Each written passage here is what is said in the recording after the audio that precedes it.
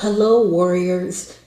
I'm gonna be talking about Sengoku history. So we're gonna go down the line and talk about Ieyasu today. Idiot Asu. Idiot Asu.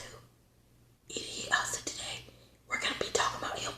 So yeah, let's get started. Let me just click on Ieyasu.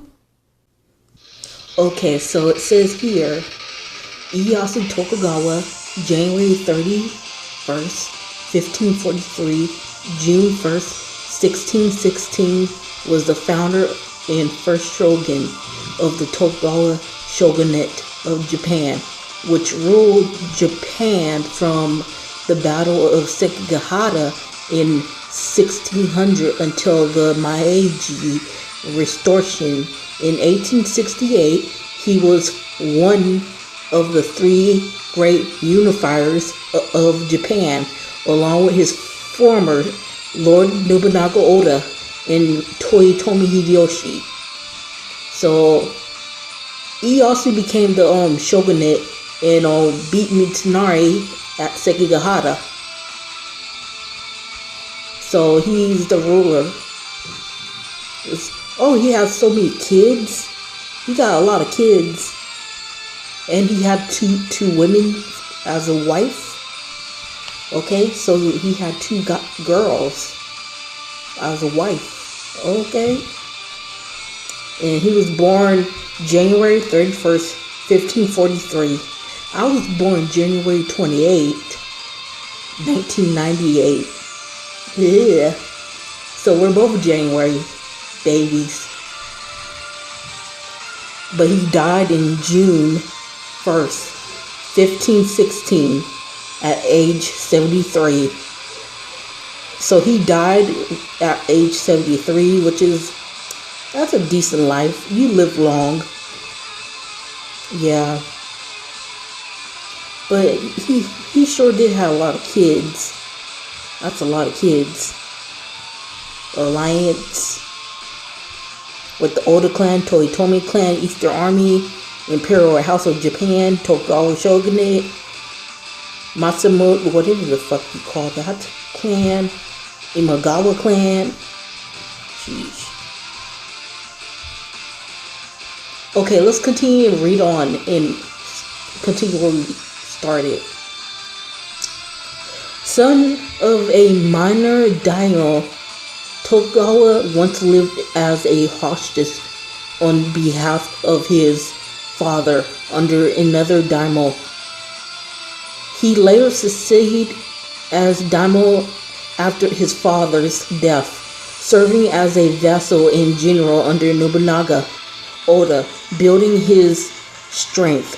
After Oda's death, Tokugawa, briefly a rival of fellow Oda subordinate Toyotomi Hideyoshi, before declaring alliance to Toyotomi and fighting on behalf under Toyotomi, Tokugawa relocated to the Kanto plains in eastern Japan, away from the Tomi power base in Osaka. He built his castle in the fishing village of Edo, now Tokyo. He was to become the most powerful Doma and the most senior officer under the Toyotomi regiment. Tokugawa preserved his strength in Toyotomi's failed attempt to conquer Korea. After Toyotomi's death, Ieyasu seized power in 1600. After the Battle of Sekigahara, he received appointment shogunate in 1603 and voluntarily I don't know what that is, so I'm going to skip that, from office in 1605, but remained in power until death in 1616. He implanted a set of careful rules known as the Bakuhan system, designed to keep the daimyos and samurai in check under the Tokugawa shogunate. His given name is sometimes spelled Ieyasu, according to the historical pronunciation of the kana character we. Ieyasu was whatever the fuck that is enshrined at Nikko Toshugu. The name Toshudaga, I don't know. I'm bad with names, so don't give me that name. There are a lot of things to go over with you guys.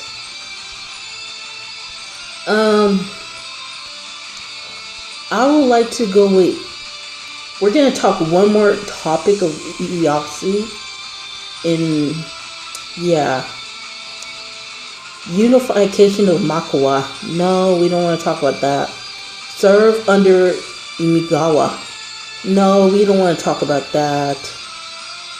I guess Ieyasu served Nobunaga. Maybe I talk about that. You know what? Yeah. Ieyasu served Nobunaga. How much is there to this? Okay, that's a lot. That's a lot to go over. So you can read this by yourself. Knock yourself out.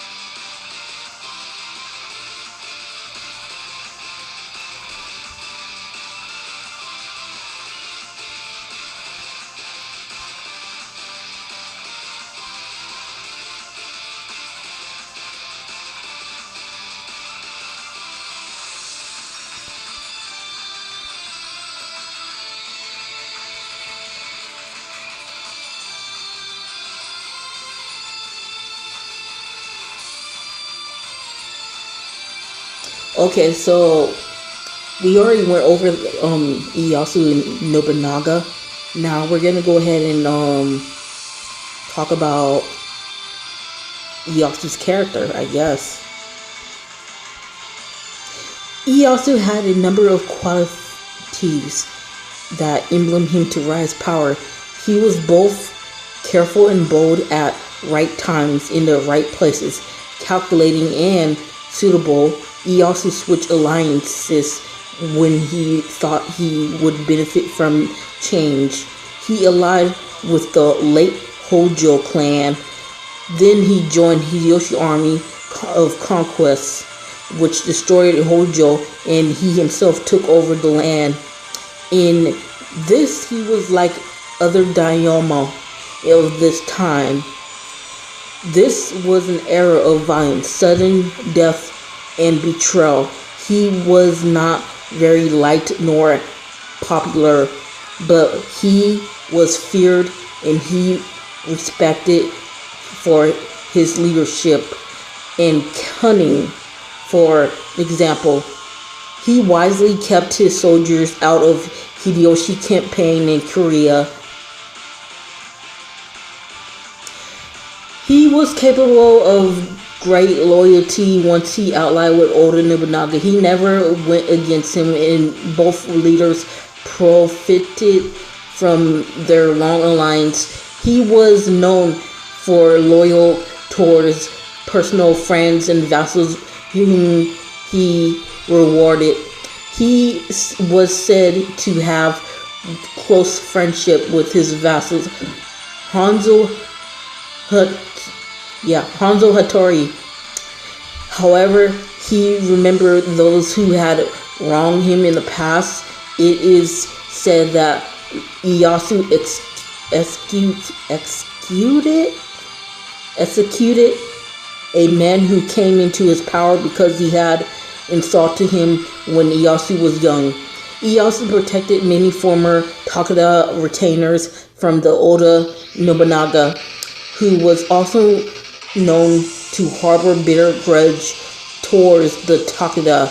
He managed successfully to transform many of the retainers of Tokugawa, the Hojo and Imagawa, all whom he had defeated himself or helped to defeat, into loyal followers. At the same time, he could be ruthless when crossed. For example, he ordered an executions of his first wife and elder son, a son-in-law of Oda Nobunaga. Oda was also an uncle of Hideyaka's wife, Ieyasu. I hope I said that right. Okay, so he was cruel, ruthless, and merciless in the elimination of Tokugawa. Did I just say Tokugawa? I meant Toyotomi. What is wrong with me? Toyotomi. I meant Toyotomi. Survivors. After Osaka, for days, dozens and dozens of men and women were hunted down and executed, including an 8-year-old son of Hideyori by a concubine who was beheaded. Unlike Hideyoshi, he did not harbor any desire to conquer outside Japan. He only wanted to bring order in open warfare to Japan. While at first tolerant of Christianity, his attitude changed after 1613, and the executions of Christians sharply increased. You can go ahead and read this part yourself. So, yeah, read it yourself. I'm not going to read it.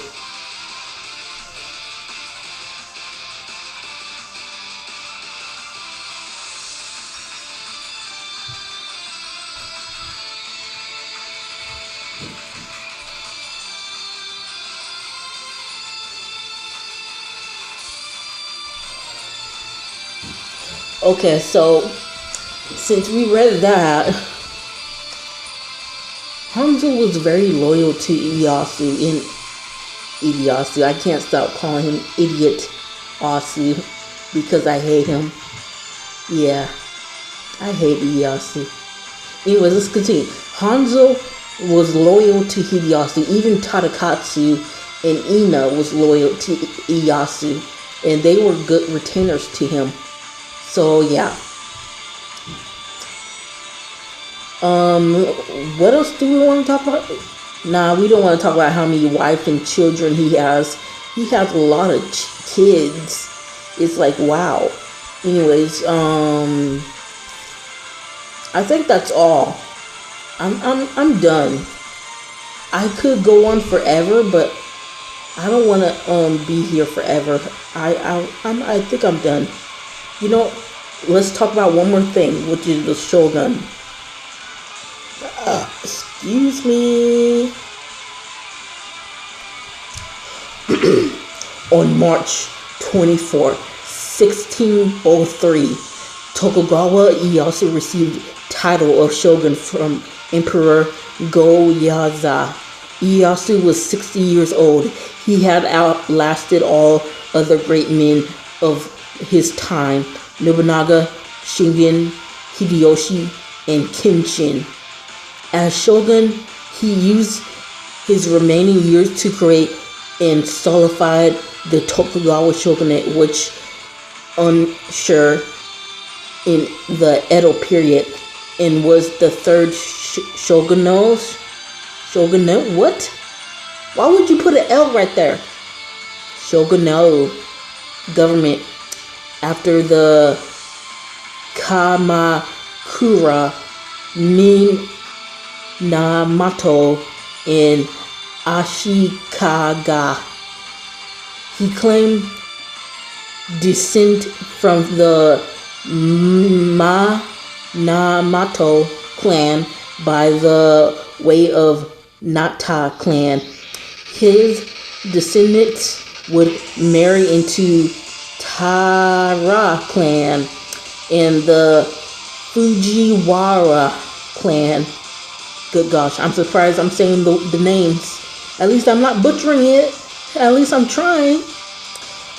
The Tokugawa shogunate would rule Japan for the next 260 years. Following a well-established pattern, Ieyasu, whatever the fuck that is, his official position as shogun in 1605. His successor was his son, Tokugawa Hidetaka. I butchered that so bad. I'm sorry that I butchered that. There may have been several factors that contribute to his decision, including desire to avoid being tied up in commercial duties, to make it harder for his enemies to attack a real power center, to secure a smoother succession of his son. The abduction of Ieyasu had no effect on the practical extent of his power or role, but his son never assumed a role of formal head of the shogunate, whatever the fuck that is. Anyways, that's all. That's all I wanted to talk about. I would talk about his death, but you read it yourself. Oh, no you don't. I'll read it for you. It's short. In 1616, Ieyasu died at age 73. The cause of death is thought to have been cancer or syphilis. The first Tokugawa shogun was posthumously defined with the name Toshi, whatever the fuck that is, the Great Gongen, Light of East. A Gongen is believed to be a Buddha who was appeared on earth in the shape of a kami to save sentient beings in life. Ieyasu had expressed to wish to be defined, yeah, I said that right, after his death to protect descendants from evil.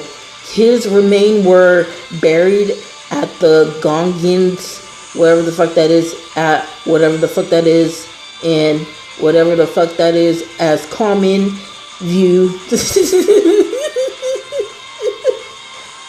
Okay, let's continue. As common view, people believe that after first anniversary of his death, his remains were buried at Nakiko Shrine. Nakiko Toshi-gu. His remains are still there. Neither shrine has offered to open the grave, so the location of Ieyasu physically remains are still a mystery. The wherever the fuck that is, style became known as Gingu Zukuraku. I don't know. And that Gukura, these names, Gukin style, he was first given the Buddhist name Toshidagangen. Then after his death, it was changed to Hogo Onkokuin. So he died by cancer, or he died by syphilis. I don't know. I hope I said that right. Anyways, I'm gonna believe that he died by cancer, and I'm gonna have to say this: that's what you get. That's what you get. I hate you, Ieyasu. That's what you get. That's what you get. I love Mitsunari. Mitsunari, I love you. We're going to talk about Mitsunari next. Anyways, I hope this was not boring. I hope you guys enjoyed. I hope you guys had fun. But I'm going to be doing more videos about these more often. So yeah. Anyways, stay awesome. Take care. Until next time, Kia plays. Oh, wait. Not play. Until next time, Kion reads Sengoku history. Bye.